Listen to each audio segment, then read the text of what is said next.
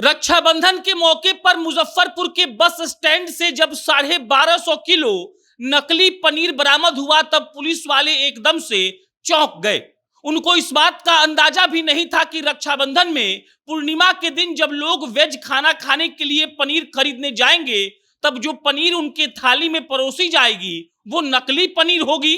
और नकली पनीर 1250 किलो कल ही पुलिस वालों ने एक तरीके से जब्त किया और पनीर के साथ 450 किलो खोया और पेड़ा भी जब्त हुआ है। पुलिस वालों को इस बात की इंफॉर्मेशन मिलती है कि मुजफ्फरपुर में बस के सहारे लमसम 1.5 क्विंटल पनीर और पेड़ा आने वाला है।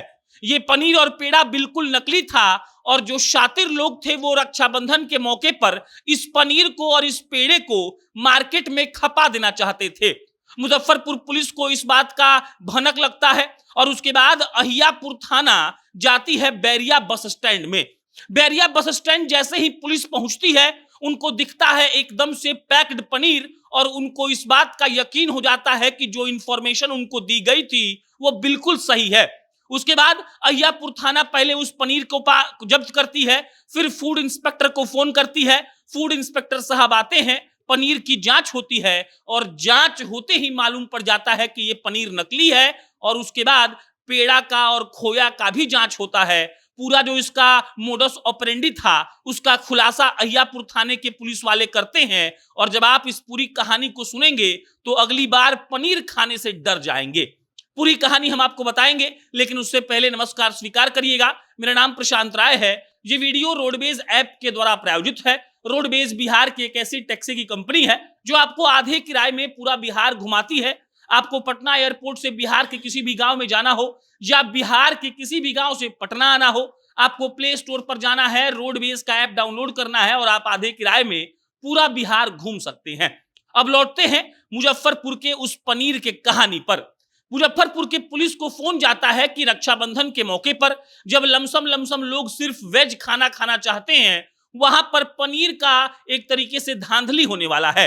लमसम 1.5 क्विंटल पनीर और पेड़ा खोया आने वाला है जो बिल्कुल नकली है। और अगर ये पेड़ा और पनीर मार्केट में पहुंच गया तो समझ जाइए कि जो भी लोग इसको खरीदेंगे उनको फूड पॉइजनिंग होगी, तबीयत खराब होगी, किसी की जान भी जा सकती है। अहियापुर थाना क्षेत्र के जो पुलिस वाले थे वो एकदम से मुस्तैद हो गए थे उस पनीर को और पेड़ा को पकड़ने के लिए। वो लोग जाते हैं मुजफ्फरपुर के बैरिया बस स्टैंड में क्योंकि खबर मिली थी कि वहीं पर यह सब कुछ होने वाला है। अब जब वो लोग Ahiyapur bus stand Bairiya bus stand पहुंच जाते हैं अहियापुर थाना क्षेत्र वाले, तो वहां पर पनीर उनको मिलता है।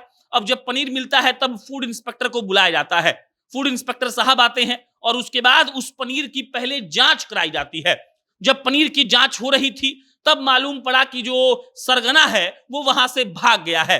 पनीर की जांच पूरी होती है और जांच में सीधा सीधा ये सामने आता है कि जो पनीर ये लोग बेचने वाले थे वो पूरा का पूरा नकली है। पनीर के बाद पेड़ा और खोआ का भी जांच होता है।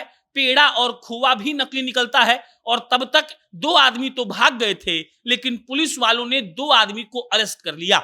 जब पूरा प्लान का खुलासा हुआ तो पुलिस वाले भी चौंक गए। उनका प्लान यह था कि मुजफ्फरपुर के हर छोटे बड़े दुकान में इस पनीर को पहुंचा देना है। अगर पनीर बच जाए तो अगल बगल के जिलों में भी सप्लाई कर देना है। और पनीर, पेड़ा और खोआ के थ्रू वो लोग पैसा बनाने का पूरा प्लान बना चुके थे।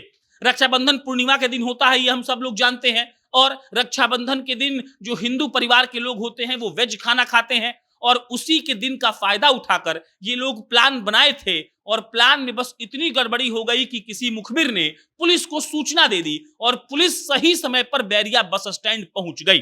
अब उस पनीर को नष्ट कर दिया जाएगा, पेड़ा और खोआ को भी नष्ट किया जाएगा और इसके साथ ही जो लोग पकड़े गए हैं उनसे इस बात की पूछताछ होगी कि आखिर तुम लोगों ने ऐसा कैसे किया। और इस बात का भी पता लगाया जाएगा कि कई अन्य जिले तो नहीं हैं जहां पर इन लोगों ने नकली पनीर और नकली पेड़ा खोआ भेजा हो। बाकी पनीर का और खोआ का और पेड़ा का या फिर आप मिठाई कह लीजिए, इसका डिमांड रक्षाबंधन के दिन बढ़ जाता है। लोग बाग खोज खोज कर खरीदते हैं। इसीलिए एक तरीके से आपके सतर्क रहने के लिए भी ये खबर हम कर रहे हैं। आप जब पनीर खरीदने जाइए तो इस बात की तस्दीक कर लीजिए कि जो पनीर आप खरीद रहे हैं वो सही है या गलत है। गलती से भी अगर आप नकली पनीर खा लेंगे तो फूड पॉइजनिंग होगी और ना जाने उसमें ऐसा क्या मिलाया गया होगा जिससे हो सकता है कि आपकी जान पर भी खतरा आ जाए। इस पर कोई अपडेट आएगा हम आपको इत्तला करेंगे। मेरा नाम प्रशांत है, आप जनता जंक्शन देख रहे थे। बहुत बहुत धन्यवाद।